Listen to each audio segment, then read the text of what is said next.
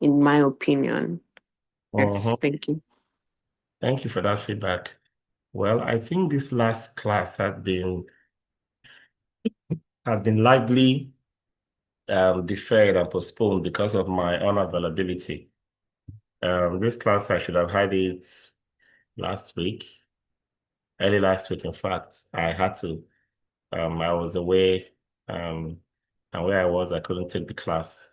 So you would have noticed that there were at least 2 or 3 class days that were, canceled classes just because I kept postponing this last class. So it's my own schedule that is bringing this one class into your 2 weeks opening the window. But it's uh who's in this session? Miracle, Miracle. Miracle. How was the date for the exam? 14th of November. 14th, next week, Friday. There is a physical class this Saturday, right? Yes, sir. Is that the last one? No. After this one, we have 3 Saturdays to go. So all exams will have to wait. They'll happen at the same time. At the same time, that should be first week of December because the last Saturday will be last Saturday of this month. That is when physical class will end. Then if Okay, they are that's to take their exam, it has to be second week of December. That is fine. 13th of December. Well, you can have the exam on the 6th, the 5th of weekend December. of the 4th and 6th of December. Okay. Okay, 4th and 6th of December. 4th, 5th, 6th, yes. That's I don't know how you schedule it. Is there a 72-hour window you open for the exam or 48-hour window? 72. So that's Thursday, Friday, Saturday into Sunday. So schedule it for that weekend for everybody. Um, the physical students already have gone through virtually everything in the virtual, and then they are catching up on the physical side as well. So they can do their exam from the very weekend after the last Saturday session, okay? Yes, sir. But not all physical students join the virtual except for Amira's that Okay. joins consistently. Yes, sir. Yeah, communicate the new dates to everybody. Everybody prepare for that date. If you have access to the courses, you're studying already, doing your assessments, and the courses conclude close to exam, it's as good as you having revisions for those ones at the closer to the exam. The important thing is for everybody to catch up on their assessment and assignments so that they can all be in before that date. So that's the best way to catch up. If we move it to the weekend of 12th, 13th, that's the weekend of graduation, isn't it? Yes, sir. I wouldn't like exam to be holding at that weekend, please. Unless they want to move the exam further to December 18th, 19th, which I don't think is practical. So put it firmly on the 4th, 5th, 6th, yeah? Okay, sir. No, sir. Amira, Yes, please. does this help? So my exam was already on 4th, 5th, 6th. I'm a physical student. Okay, that's the date that was set for physical students before, right? Yes, yes. Okay. I'm moving everybody to that day. We can't do exams twice for one batch. Physical and virtual will have to do exam the same day. So those are the dates you felt were not convenient for you because it's too close to the last day of your course. Yes. I'm here to 7 and then from 10 to 5 thereabouts on weekends I'm there too. So there's practically not enough time to prepare amongst all other things. But yes, that's the primary concern. But it's fine. You said that can reschedule at a cost. So I would most likely go with that option. Yes, because whatever we're doing well. So yeah. So this concern you raised now just help those in the virtual class, right? Not you anymore. Yes. But it's also helped you because you've taken all the virtual classes as well. So you are the one maximizing all your opportunities compared to the others in the physical class. Try my best. Well done. Well done. Okay. All right. I was still supposed to hear from one more person. Who was that? Uzoma. Uzoma, uh you prepared for your exam, right? You were already ready before you came in.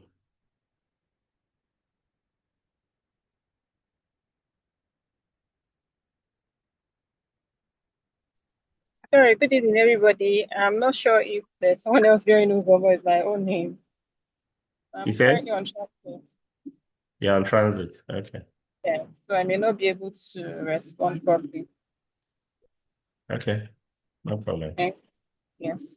All right, guys. I want to get right into today. Today we're taking a look at quality management, and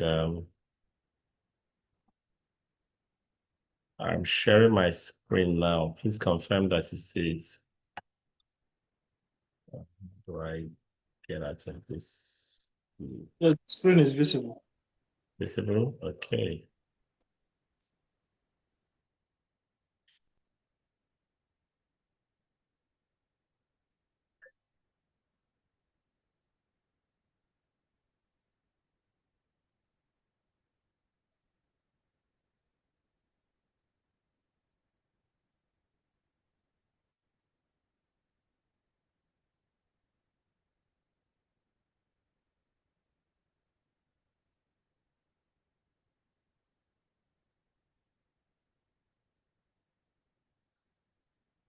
All right.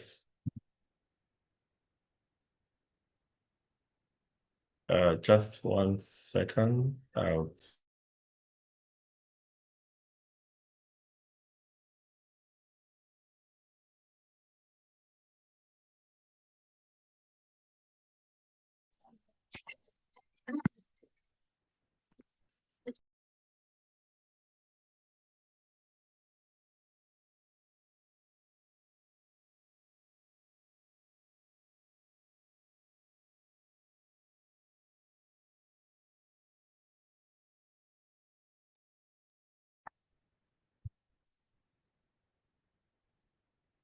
Okay, so I'm taking quality management today, and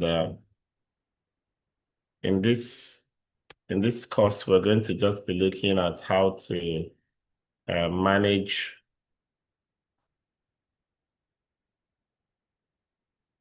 service quality within FM operations and maintenance.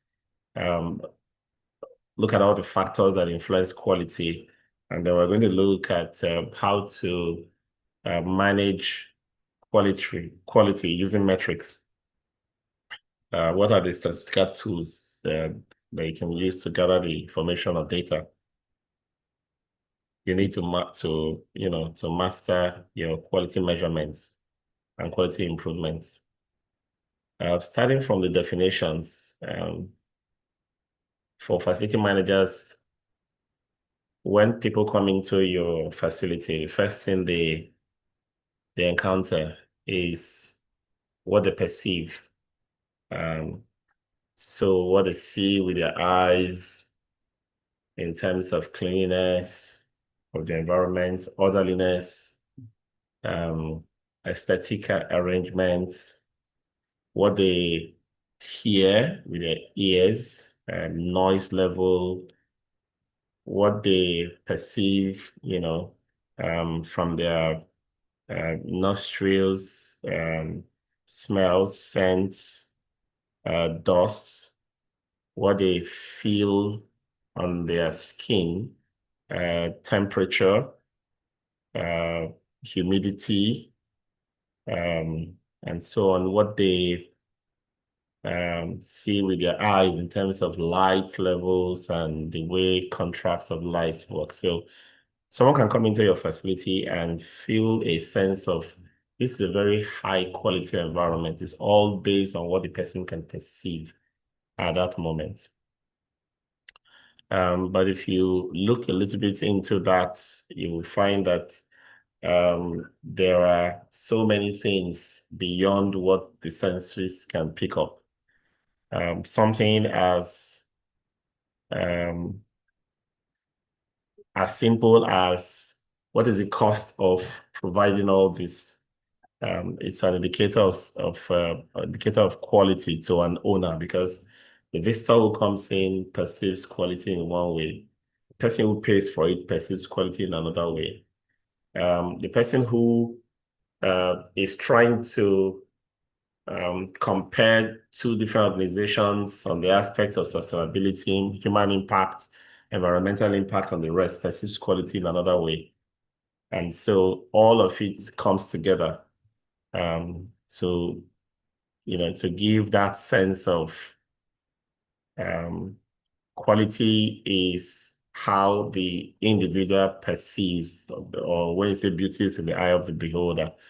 But if we take it into service quality professionally, we'll be talking about the customer. And this customer could be any of the stakeholders I've talked about, whether it's the visitor, the residents, the owner, the representative of the owner, and so on.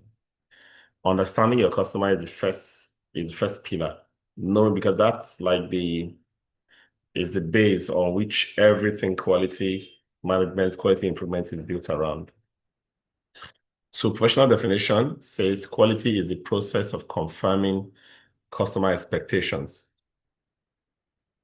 establishing performance standards and metrics based on those expectations, measuring the degree to which current products and services meet the standards and metrics, and identifying and implementing improvements to satisfy the standards and metrics.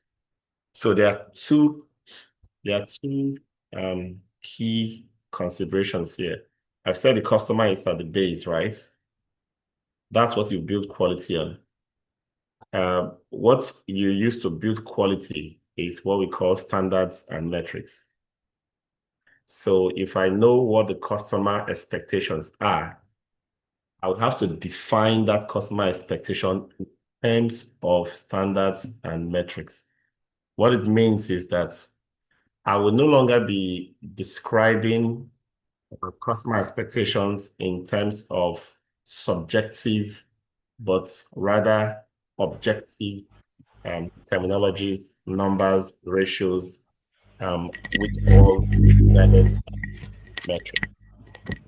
So in essence, I must be able to measure and indicate on a scale at any point what I perceive as customer expectation. For example, if the customer expects me to provide him electricity, electricity may be as simple as providing a source, a power source to light up lights, to power up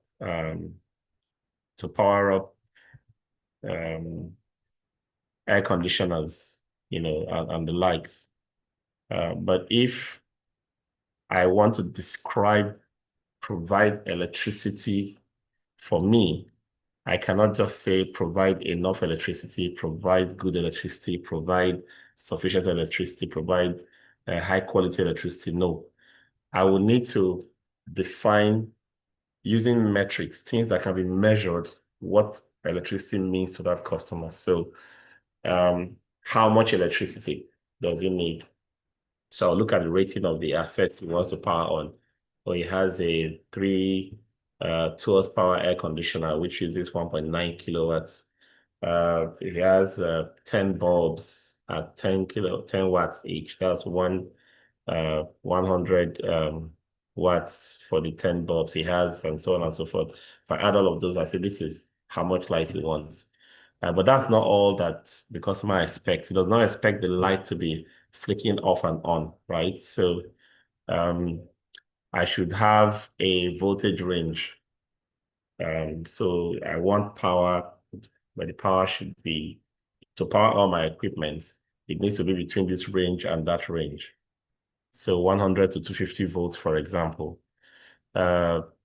the amperage, um, the surge level that can be accommodated, how quickly you want it to oscillate, and so on and so forth. So in essence, I need to have metrics and standards for everything. It's just like somebody who says, I want to have a meal of egusi soup and pounded yam, for example, and you rushed off and go and bring egusi soup and pounded yam. And the person touches the food and says, this is too soft. Oh, this is too hot. Oh, this is too cold. This is too watery. This is too peppery. This is too salty. All of those things can happen because you never confirmed the customer's expectation. All you had and ran off to go and provide was give me pounded yam and egusi soup. So you need to draw up a chart of metrics and standards which you use to ask questions to confirm customer expectations. And this applies to every kind of service we provide. Provide me water in my house. And you provide water and then they open the tap, water is smelling sulfuric acid, rotten. Or they try to bathe with the water and the water is hard, or is beginning to be salty, and so on and so forth. What exactly is leading to those kinds of situations? You now need to start asking, first, why did I provide what the customer does not want? Why do I wait for the customer to start telling me this is not what I want, instead of me to have asked first as many questions as possible to document ranges, quantities, parameters that the customer will really want. Nothing we do in FM that cannot be measured using standards and metrics. So that's the foundation of quality. Establishing performance standards and metrics based on those expectations. Once I've done that, I now begin to measure the degree to which the current products and services meet the standards and metrics. So this is to help me develop a gap analysis. The customer wants this, that, and that, all quantified now. I know what the customer wants. He wants it within the budget of this price. He wants it delivered between this time and this time. He wants so and so workers, numbers, gender, type of work, so time to work, and so on. I've documented all this. What am I currently providing? Is it meeting this need? If it's not meeting the need, what can I do to improve it? So that's where my gap analysis come in, and that's where my quality improvement starts coming to step in. So now, the identifying and implementing improvement to satisfy the standards is the last thing I do. I now know what the gaps are. I now look for what to do to close the gap. So that's quality in a nutshell. And for facility managers, it's a little bit, because we're in the service industry, there's always that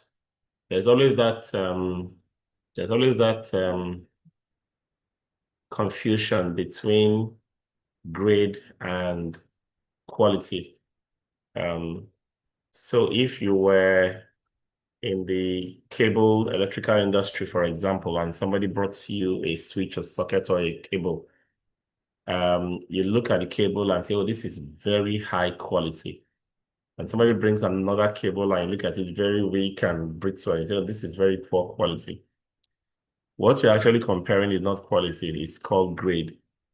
There will be different grades. Now, fitness for purpose is what quality is. So take, for example, the cable example. If I have a very strong copper cable, very strong, very able to resist all kinds of electrical loads, and I have another cable that is very flimsy and very tiny, and that cable, if I just bend it a little bit, it breaks. It breaks up. If I compare the two of them, holding them in my hand, I will easily forget that I'm looking at grade differences and think I'm considering quality difference, because they are not quality difference. That small, tiny cable that is almost good for nothing electrically can handle signals, sensors comfortably. I probably won't use a 6 mm copper coil to run signal from an IoT sensor because it will not even work. So that's 6 mm cable to run the signal between sensors is a very poor quality cable for that job. Whereas the tiny, flexible, brittle cable is very high quality for that job. So quality is not grade. Quality is fitness for purpose. And if you understand this, you will no longer be saying a customer wants high quality versus a customer wants low quality. Whatever a customer wants is high quality. Are we together on this? Whatever a customer specifies as his requirements is high quality. You as facility manager does not have the power to decide what high quality is to a customer. The customer knows the purpose, he's asking for something. All you need to do is document the metrics and standard as you are hearing it from the customer, confirm it with the customer. Once you have confirmed it with the customer, that becomes the standard or high quality for that customer. Now, it could be cheap, it could be expensive. So beyond the grade question, there's also the cost question where we tend to ascribe high quality to high cost. It doesn't also follow. Always think fit for purpose. The more aligned it is to the purpose for which it is desired or required, that is the higher quality. So you rate quality based on the closeness, the alignment to the purpose it was set for, not on anything else, not on cost, not on grade. And that's why we say it starts with confirming customer expectations. Whatever you can do to fully understand customer expectation, that is where your quality starts from. So what does quality look like in FM? Talked about it a little bit earlier on, clean, well-maintained buildings, healthy balance sheet, work processes that are aligned with the strategic directions, empowered and committed workforce, effective FM monitoring and auditing tools, IT infrastructure that's scalable. There are so many things that makes for high quality beyond what the end customer sees, but they are the drivers of quality for that customer. For example, if I have a well-trained workforce that are responsive, that are empathetic to the customer, that are conscious of safety for the customer, that are responsive to the customer's needs and desires, and can document that in terms of metrics and standards, I have created a driving force for quality implementation. The only time I will have a problem is when I now create that working force, that team that goes to the customer to define quality to the customer instead of trying to understand what the customer is looking for. So in earnest or in summary, let the FM and its team focus intensely with every fiber of your being on understanding what the customer wants and documenting what the customer wants, in terms of metrics and standards. Okay.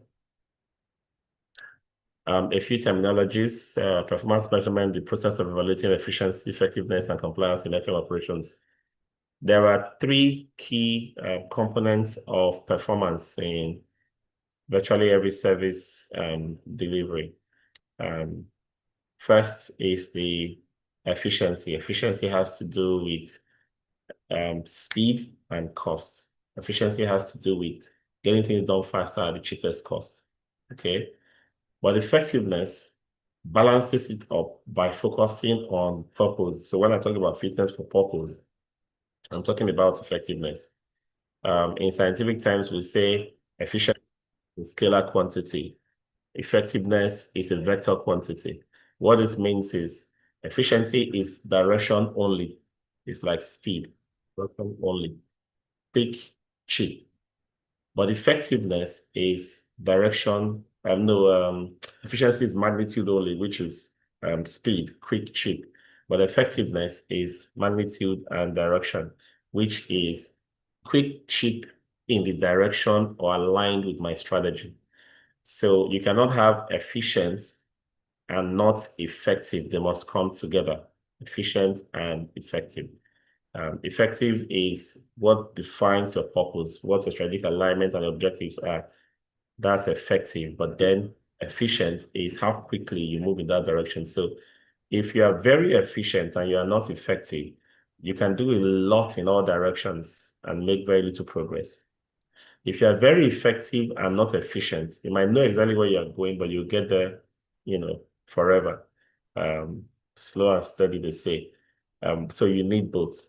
Now, the third component of performance for FM is compliance. Compliance is with statutory or legal, requirements. There is the building code, and then there are other compliance requirements set by the customer. So this is how compliance works. If you understand the codes, the laws, the statutes that you must live by, they become the bottom or the basic level of your operation. That is where you cannot operate or do anything below. But above that compliance is where standards step in. So compliance is minimum standard. Then the client standard, corporate standard, your FM practice standard, they all go above that level of compliance. So if you are not in compliance with any of the regulations that governs your profession or your practice, there is no basis for discussing efficiency or effectiveness. No basis. Because that's like your bottom line. That's your bottom point. So someone who is quick at evacuating sewage, for example, so that the estate does not smell. The estate always has a very good aesthetic appeal, and people are always happy that refuse is being, sewage is being packed out quickly, only to realize that the sewage is just going straight to the drain outside that facility. You have missed it completely, because once the authorities catch up with that facility and seal it up, all that pretended goods that have been done with the speed from efficiency you'll be turned back to square one, because the estate will be sealed. So in essence, compliance is the basic points on which every FM operation operates.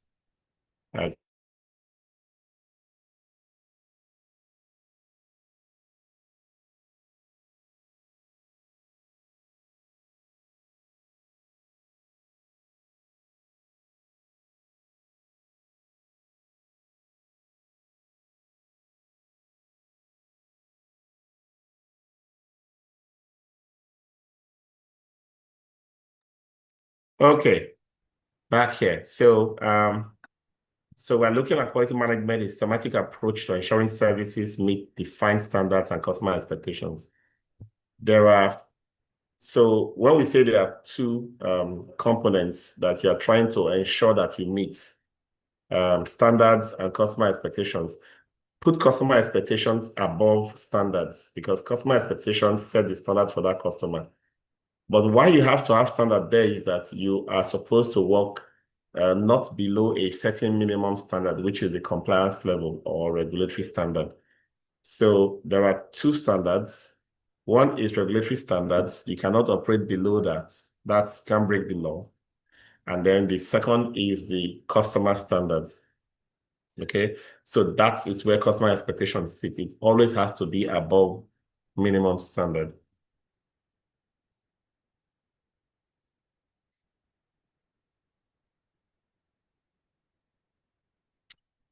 You cannot manage quality without measuring. So the whole thing we are talking about here is that you must have things you are measuring, things you are counting, reports you are putting down to measure quality. So if somebody is trying to measure availability of assets, of equipment, of people to work, you must have what you are measuring: time they resume, time they close, when the equipment was off for maintenance, when it broke down, not available. All of these measurements have a way of, if you don't track them, you cannot say I'm doing well. If somebody says you're not doing well, you're not having good, providing good service to him or her, then you need to, look at the numbers you are tracking. You could probably be tracking the wrong numbers. Okay, you could be tracking the wrong numbers. If you're tracking the right numbers, they must be relevant to that customer. I know sometimes we are tempted to just take numbers around diesel, energy consumption, visitor counts, cost of doing this, cost of doing that, because that's the one customers will almost ask about, but they are not aware that you should be measuring key performance indicators, which is a measure of how the services you are providing aligns with the customer's highest expectations as an organization. Okay, so I'll be talking about KPIs in a bit, but it's important to understand that they are different from SLAs. SLAs describes measurements of how the services are performed, but KPIs are measurements that describe the impact, the value of the services to the organization at the highest level. Okay. And then when you begin to look into how to raise quality, manage quality, sustain high quality, you're talking about using management systems. We have the ISO 9001:2015, which is the quality management system standards. It's an international standard for managing quality, and it tracks how you understand customer requirements, how you document it, how you provide services, get feedback from the customer, how you track customer surveys and interpret the data, and how you use the data to continually improve your services and prove continuous alignment to customer expectations.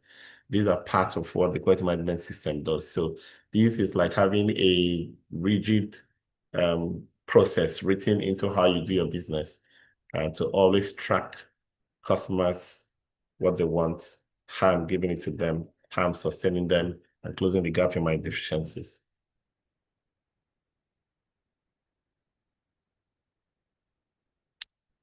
Okay. What objective should you be striving for as a facility manager?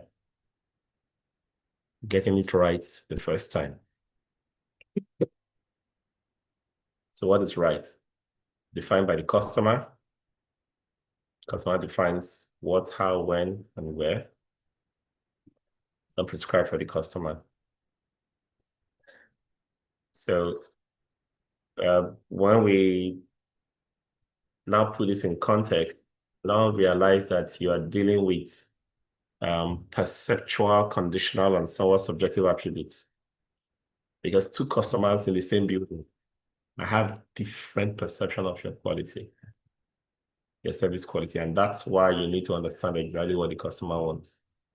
One customer in one office does not even want to see air conditioners come on in his office. The next customer in the next office cannot stand the air conditioners going off for 1 minute. Both of them are right. Both of them know what quality is to them. You as an FM cannot impose AC on the one who doesn't want it. And you cannot take it off the one who wants it, right? So how do you do this? You understand what the customer wants and you document it.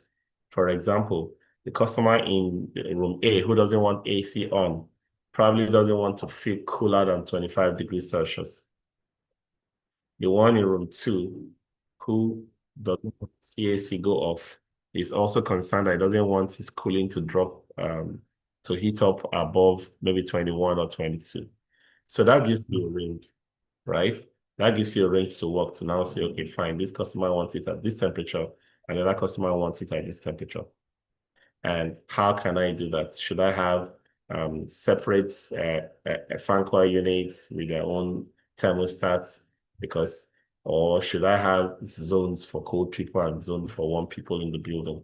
Because I want to satisfy everybody's requirement. That's the whole idea of quality. Getting it right the first time. You want quality service delivery and enhance the efficient use of resources by doing things right the first time. And for you to get it right the first time, always getting it right the first time, you must be counting how many times you have to come back for a rework. So people say, oh, we are very good at what we do. We always satisfy our customers, but half of what they do, customers call them back to come and redo it. Someone can just tell you, oh, we have gotten everything right, but between getting it, starting it and getting it right, we have had to do repeat iterations. That is not quality, objective or purpose. I need to get it right the first time. I should pay attention to details, improve customer satisfaction, save money and save time as my ultimate objectives when running through quality improvements. But what are some of the principles that you can use to get it right? First is what we call the personal accountability principle. Self-evaluation and reality check. You have to have a passionate desire to learn, improve. With a focus on the customer, you keep getting better and better and better. I have not stopped learning because I want to always, improve on how much I know to deliver to my clients. As my clients' needs are also evolving, I also need to be learning how to evolve myself in my service delivery. But improvement follows the discovery and application of laws, principles, and best practices, best known practices that govern the outcome of a specific behavior.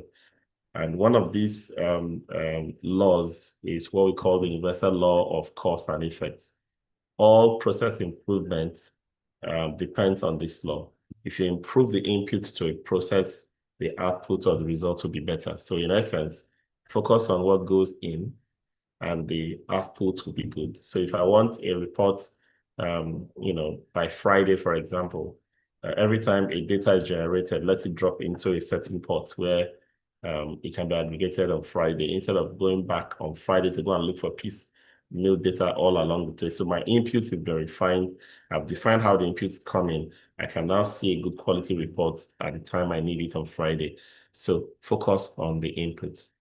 Improvement is the result of painstaking preparation, documented goals and procedures, measured performance, and persistent learning. So every organization, every team, every individual must have this as the first set of principles to govern your getting it right principles or quality principles. More principles to think about as you work towards quality improvement in facility management is standardize your task. They make process improvements. So what does it mean to standardize task? There should be a step-by-step approach to getting every critical task done. Now, this is often a challenge because most FMs depend on the knowledge in the brain or the mind of their workers or what you have taught to the workers, right? But if you want to standardize the task, you need to sketch out or write out what those step-by-step is so everybody can see it. That's when it becomes standard. So if Mr. Sule does it or Mrs. Mary does it, there will be the same output or outcome because they follow the same pattern that has been established as organization's pattern. Okay. Next principle, to improve the performance of any activity, increase the frequency of feedback to those engaged in the activity. Do not allow people working on something that you expect results out of. Do not allow them to, how would I put it, to get to the end in error before you now notice that they were having an error. By working with them on a regular basis and seeing the point of minor deviation and giving them feedback to course correct themselves will lead to good end results and little wastage. Thomas Manson said that when performance is measured, performance improves. When performance is measured and reported, the rate of improvement accelerates. This is a very strong principle of quality management. if you do not measure performance, you cannot compare your previous performance with your current performance. You will just be drifting. So performance must be measured. Now, when performance is measured and not reported, that data is not, not being analyzed, not being used. So that will also not lead to rapid improvements, even though it will lead to some improvements. But it is when you measure and report that's a rapid rate of improvements is experienced, because there are now additional eyes, additional minds reviewing and looking for trends and patterns in those reports that you're generating. So in a nutshell, improvement is most likely to happen in an environment that promotes customer focus, clear goals, accountability, scorekeeping, frequent feedback, recognition of personal achievements, and celebration of victories. This is just summarizing all the principles I've shared with you.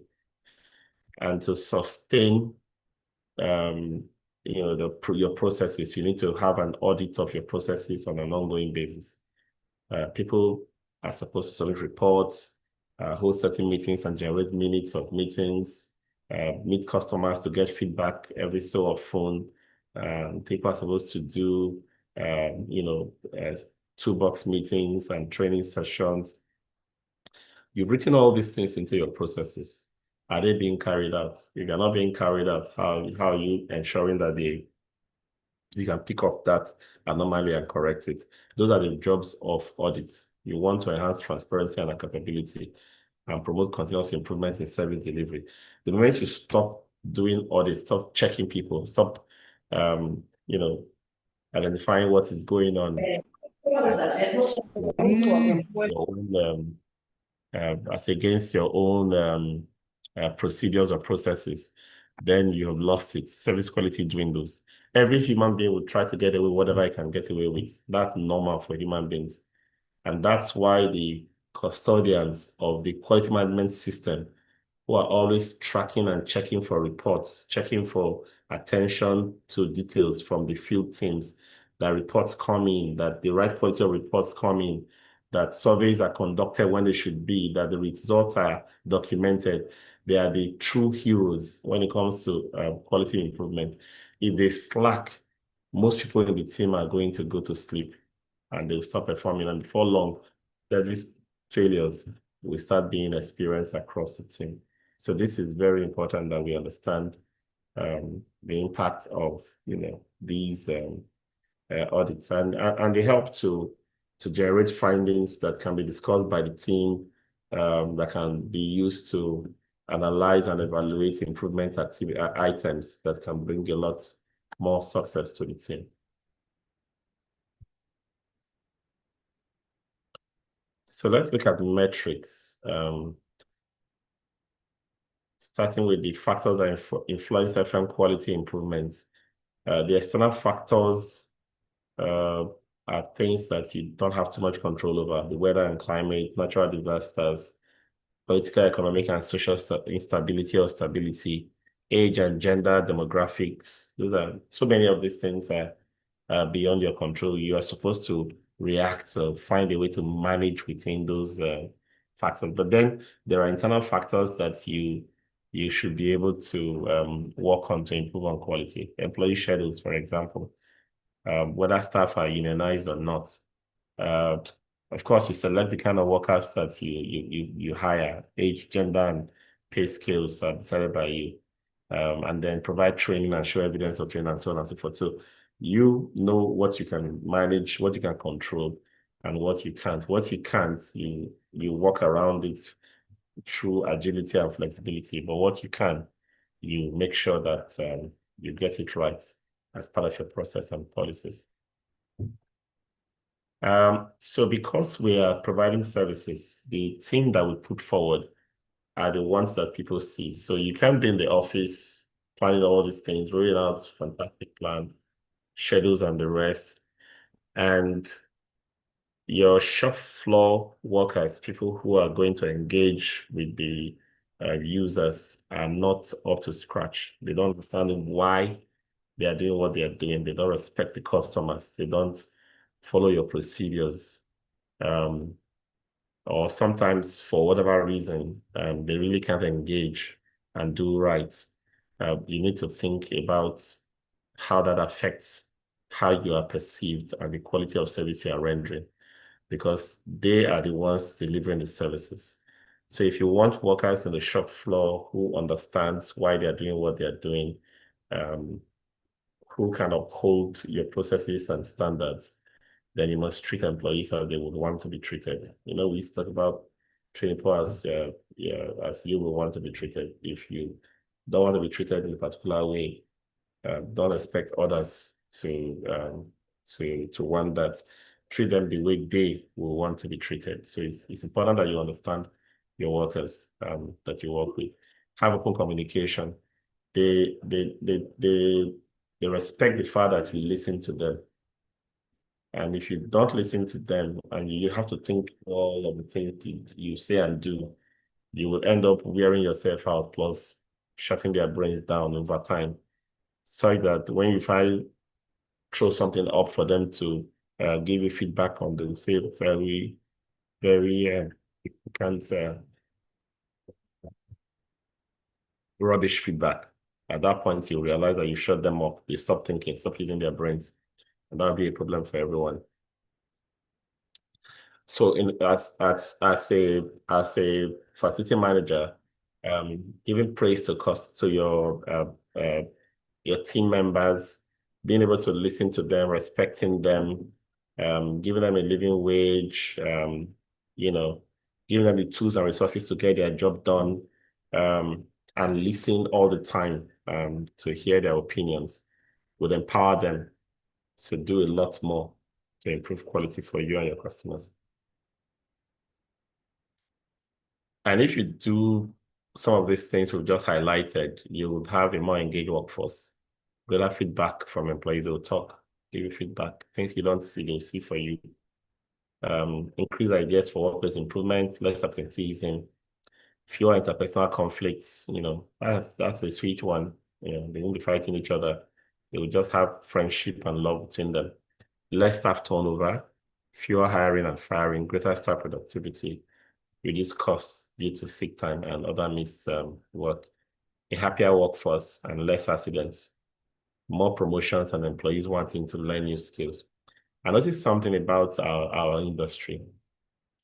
When you have high turnover, customers don't have confidence in your service. You know, a customer is negotiating for your work and it says you cannot pay technician more than 120,000, for example, or even 100,000. You cannot pay cleaners more than 60,000 or 70,000. It gives you all those kind of conditions. You bring people into the field, into their service, and those guys don't feel engaged because they have to spend most of that money on transport and they travel far, there's no accommodation attached to the job, there are no meals for them. By the end of the month, they don't really see anything they are taking home. Basically just surviving on the job. And if they have responsibility, they probably will be able to meet those responsibilities. If they get an opportunity to step out, they probably won't give you notice. They just step out and go and do it and tell you they're coming back or they won't come back. So you won't have so much choice, concerning the churn and turnover that you have to deal with.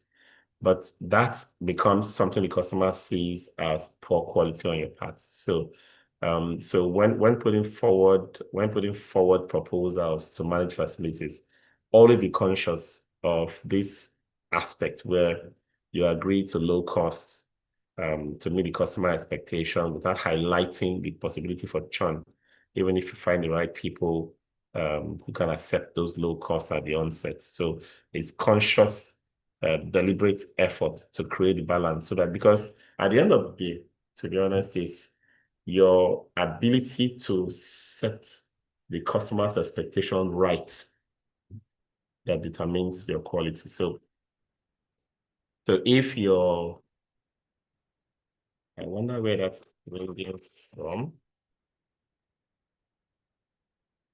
Strange.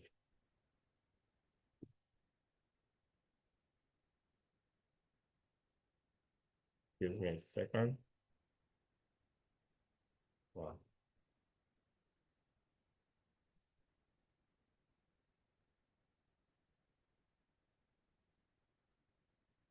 Okay, do you guys hear that coming to your end?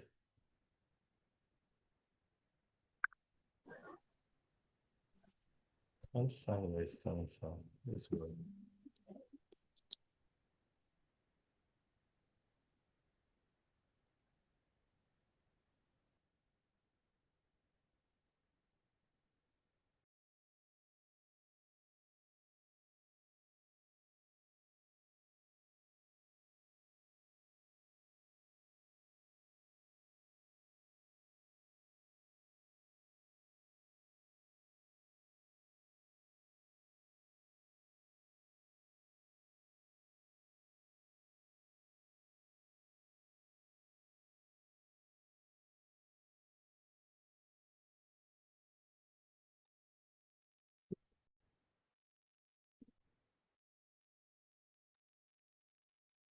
Okay, is my audio back?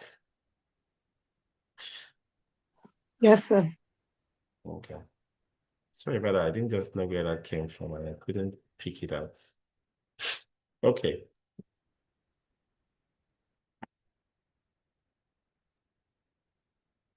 So we've just been talking about how to position your workers um, for good quality service representation, because they are the frontline employees and you must pay attention to them as your quality appearance to the service community. So we're talking about measure, metrics. What can you measure, right? So there are so many things you can measure to help you confirm, validate the provision of services to meet the customer's requirements. I mentioned rework. I mentioned surveys for customer complaints. Are you getting commendations? Now, each of these things everything you measure should have an objective, like where should it tend towards, right? In the sense that if you're measuring anything, you must know exactly what you want that to tend towards. Some measurements will go up, should be going up if you are doing well. Some should be going down if you are doing well. And some should be staying within a mean, like staying on an average if you are doing well. So in essence, 1 second, is my slide still displaying?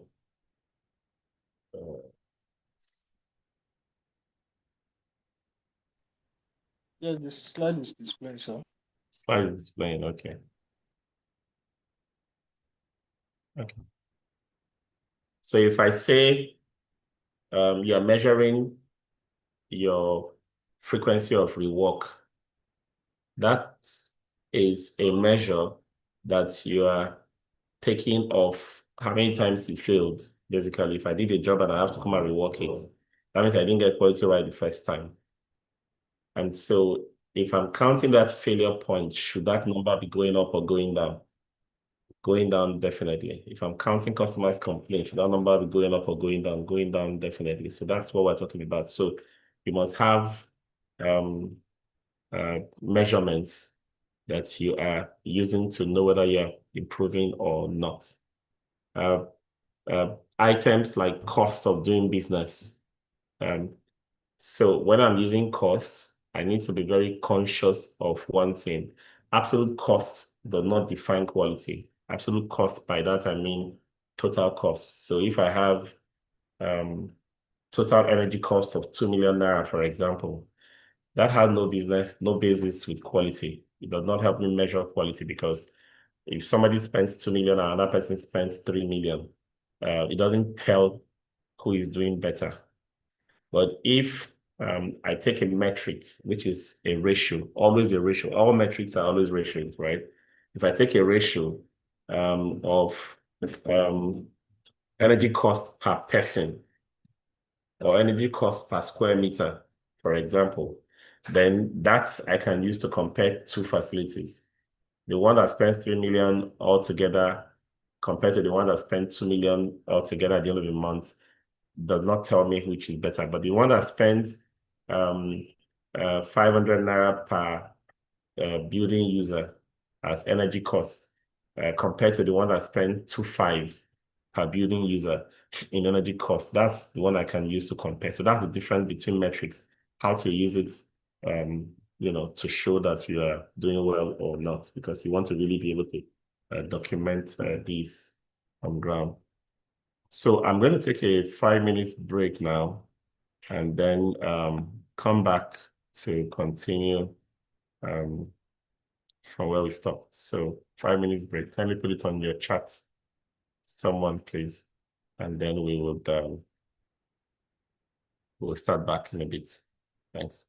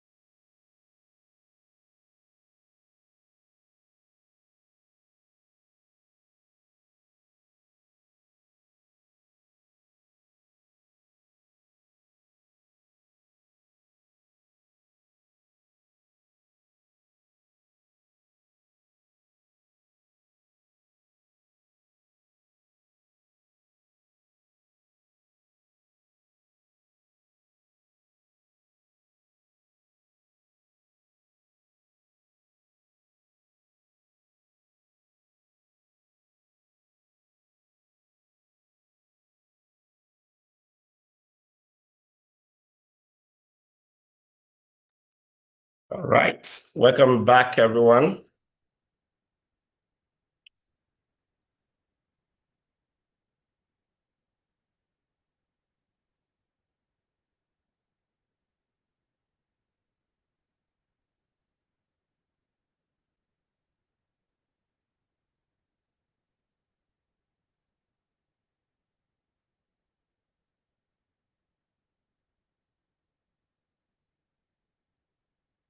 Please confirm that you can see my screen.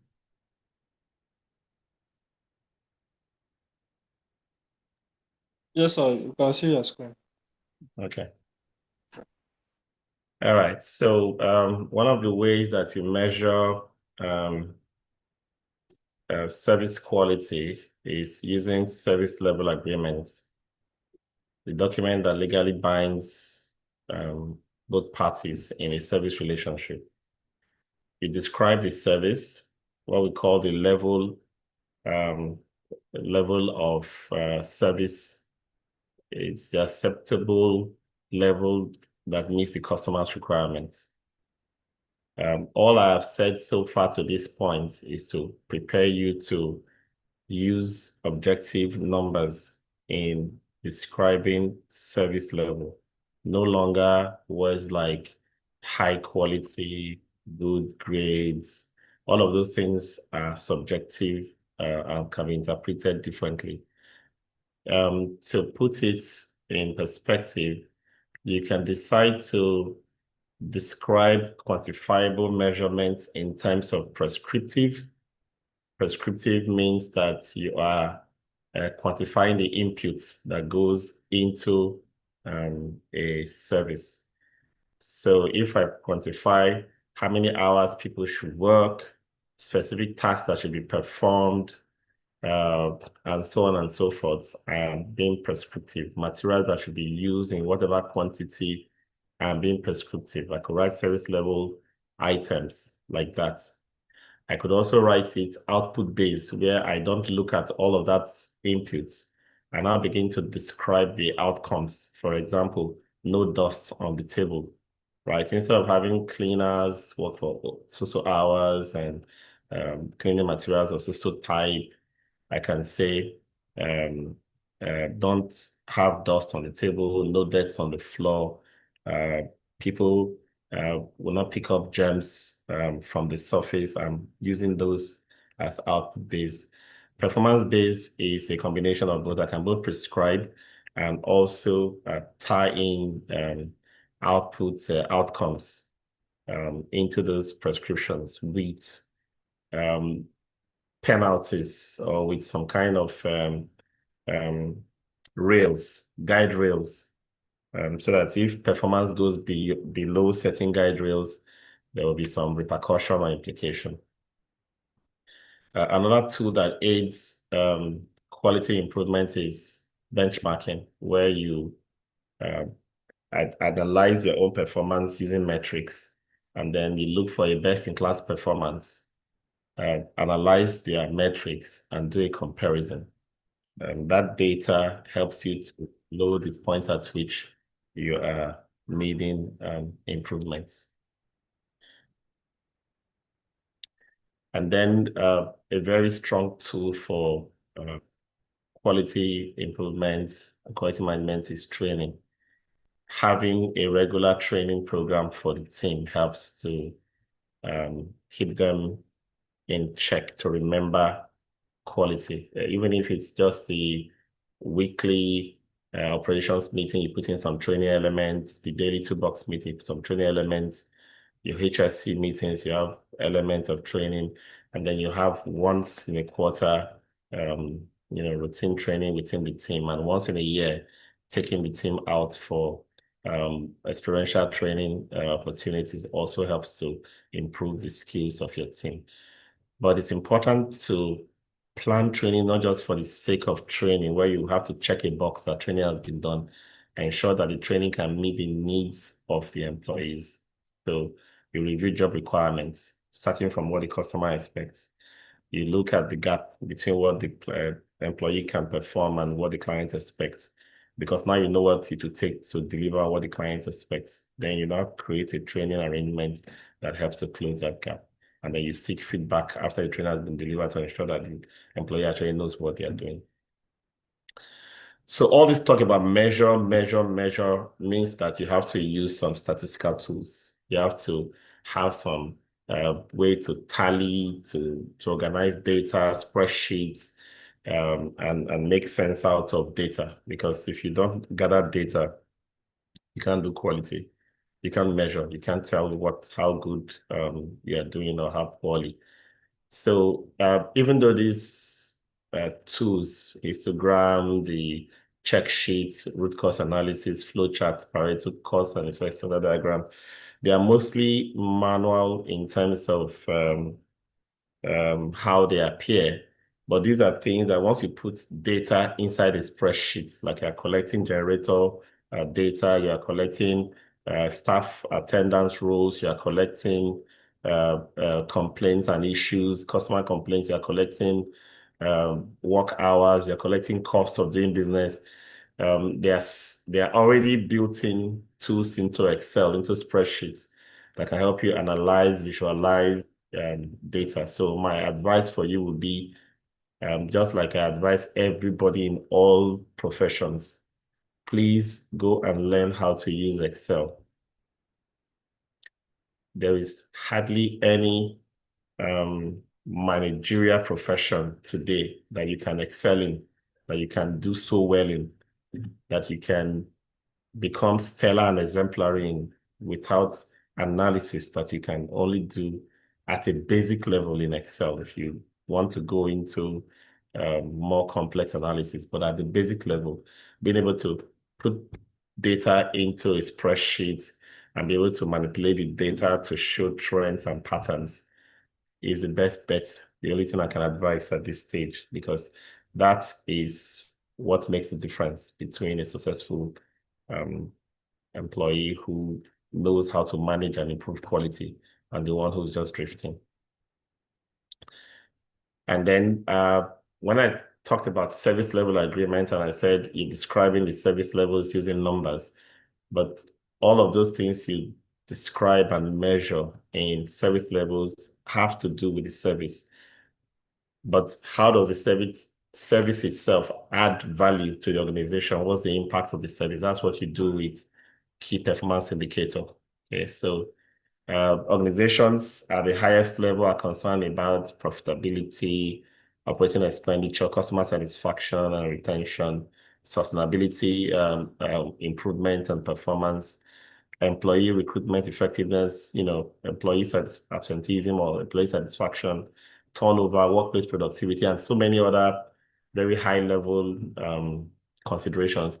When you look at these key performance indicators, yes, you start thinking, what exactly can I measure in my cleaning or in my security service or in my maintenance activities that I can use to indicate contributions to these key performance indicators. So let's take maintenance, for example. If I'm a manufacturing plant and my equipment are always up and running, I can maintain 100% availability, compared to my equipment fails every now and then and I cannot keep it up for more than 70% of the time, right? That difference, that loss of production, how does it affect profitability? How does it affect operating expenditures? So for that measure, which I will call availability of that equipment, or if I'm just measuring something like mean time between failure, how often it breaks down and how long it stays broken down, I can use that alone to measure how I'm contributing from my maintenance into profitability of the organization. Sometimes it's about customer satisfaction. Are there periods when there couldn't be enough production to satisfy customer needs? How does that affect customer satisfaction. When customers need and they don't have our product, they have to go and look for an alternative from another place. Will my maintenance of my equipment not be contributing to the downfall of my organization because customers are not satisfied? If I bring that into office environment, for example, whenever the internet is slow, people are not working or it's off. People are not working productive time. How much are they being paid that is being lost, because of that internet failure or AC not working and people cannot concentrate and get work done. So in essence, I need to find ways to measure items that I can tie directly to company goals. And that's what KPIs are. So it's not everything you measure as KPI. You can measure everything regarding every service as SLA.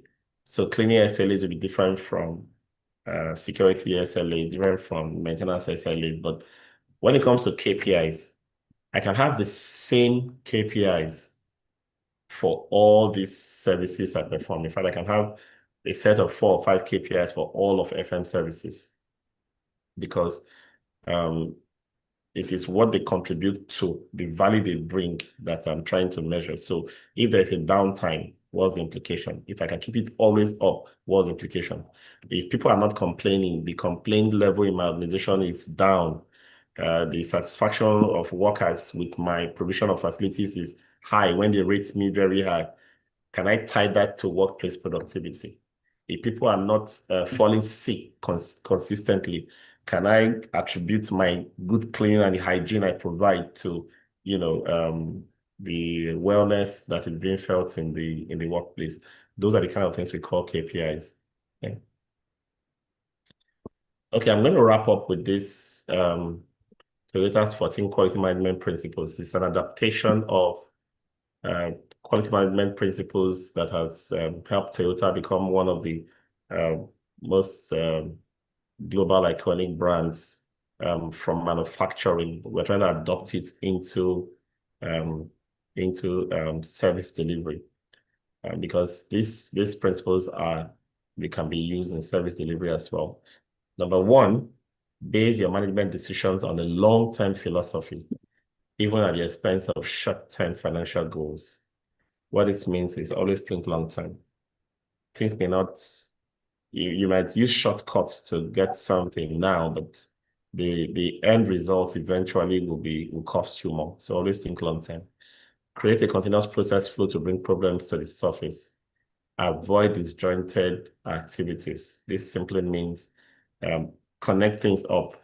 There's always that input, process, output. There's always that step-by-step way of getting things done. Let everybody have that visibility. Number 3, use pull systems to avoid overproduction. And this simply means deliver to meet customer requirements. In essence, do not offer a service until you have received information from the customer and confirm what they want. Number 4, level out workload, which means you maintain balanced workload across resource pool. Electrician, plumber, AC guy, carpenter. You put them in different lanes. You don't cross-train them to work as multi-skilled technicians.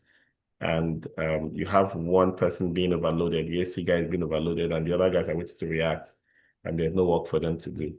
At the end of the day, you might end up trying to get more AC guys while the others are being idle. Instead, get them to understudy, learn, handle tools, work with him, and make sure everybody accounts for the number of hours they are supposed to be working on a site. There's nothing that stops a carpenter from replacing a light switch or socket, or a light bulb. All you need to do is make sure the person with the electrical subject matter expertise is able to train them and then supervise that work until they become good at it. Build a culture of stopping to fix problems to get quality right the first time. It's very important to not push through to the end when you know something's already wrong. Stop. And let everybody be able to stop a process to correct. So that starts at the foundation of continuous improvement and employee empowerment. So this also ties to what I've said before. Standardization means identifying a step-by-step way of doing it, documenting it, and making it visible to everyone. Use visual control so no problems are hidden. This is called reporting, effective reporting to flag out of control situations.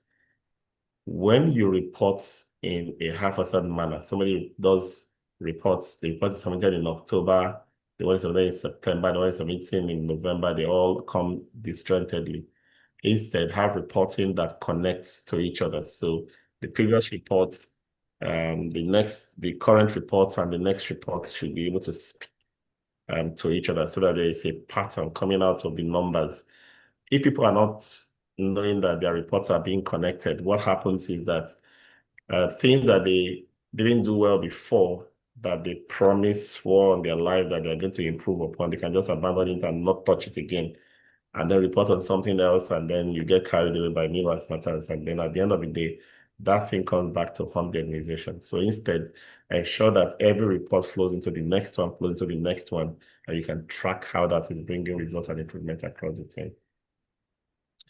Use reliable, thoroughly tested technology and supply chain partners that serve your people and processes. Selection of vendors and solutions, very important. Don't bend your organization to a vendor's products or service. Let the vendor provide what meets your requirements for your customer. Number 9, grow leaders who thoroughly understand the work, live the philosophy, and teach it to others. Only those who understand your vision and are open enough to embrace others and share their knowledge with them are the ones that can be promoted. Promotion is not to be carried as if it's an entitlement that you bandy around. Use the criteria of someone with a with vision, that shares your vision and trains others within the team to be as good as him or her as the criteria for promotion. Develop exceptional people and teams who follow your company's philosophy, respect your extended network of partners and suppliers by challenging them to improve. Go and see for yourself to thoroughly understand the situation.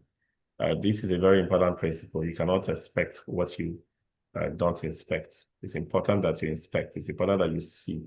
And if you can't go there physically, technology will help you surmount that challenge now. So you must inspect before you confirm that something is done right. Yeah. Make decisions slowly by consensus, thoroughly considering all options. Implement decisions rapidly. That's a very important step. Spend time in planning so that once you figure out all that you have planned, the risk, the contingency factors and issues, and it's not clear, they move swiftly. And finally, become a learning organization through relentless reflection and continuous improvements.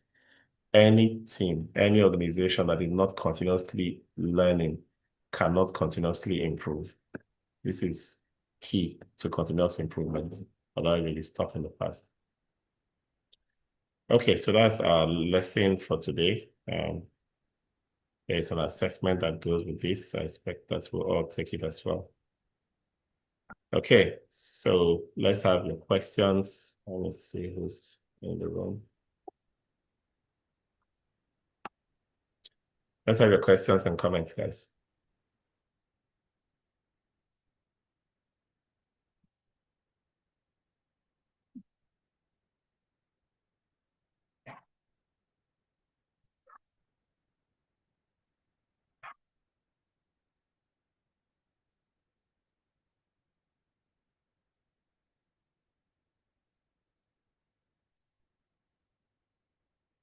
Is anybody in this room?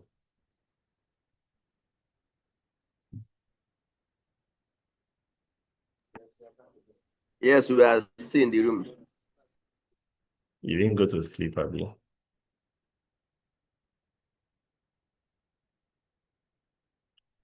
Okay. So let me hear one or two takeaways from this session before we close that. If you don't have questions.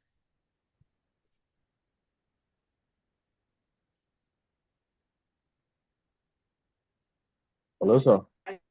Yes, go ahead, Emeka. Good evening. Good evening. Is more of okay, a question. Is there any particular course on Excel, just like you explained, and your presentations are always better when it shows the graphs and the infographics. Is there any particular course you might recommend somebody needs to take on Excel to be able to, be able to present some of this data the way you should and to get results? Okay, so we have some courses on Excel, beginner, intermediate, and advanced in our LMS. So if you go to if you go to our website and you search for courses in Excel, you'll find a few that you can take online in our own in our portal. You can also find Excel courses in Udemy, Coursera, Allison, for different amounts. The important thing is that you take a course and practice. So the data that you currently have in different sources, assemble them together, your weekly reports, your generator data, your energy data, your service charge distribution, bill spreadsheets, your diesel monitoring sheets, gather all of them together. Then you start a course in Excel. And then as you're learning this step by step, how to use the formulas, how to do analysis in Excel, you'll be using real data that you have to manipulate and get results. The other way to approach it is if you pull your data together in Excel sheets, and then you now begin to ask yourself questions like, what kind of insights do I want to have from this data? You write certain questions down, and then you start using AI tools to query the data and give insights. So those people who already know Excel, will not worry about trying to use AI tools to analyze the data, because they can easily analyze and create different types of charts, different types of graphs from the data. But if you use an AI tool, say you take that spreadsheet and you put it into an AI tool and ask those questions, it will give you the insights, but it will not give you the visualization of those data. So you still need to learn Excel. Okay. Thank you very much. You're welcome. Okay, guys. I'll say have a good evening. See you again when we see in our next session. Bye. Thank you. Thank you. Thank you, sir. Thank you very much, sir. Thanks. Bye. All right, thank you everyone for joining today's section. And let's not forget to do our assessment and submit them all on time.